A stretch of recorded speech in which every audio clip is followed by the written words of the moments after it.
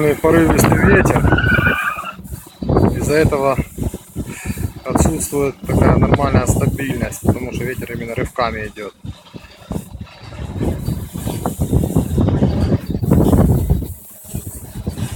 Тут видно по траве, да, как ветер дует. Или вот по дереву.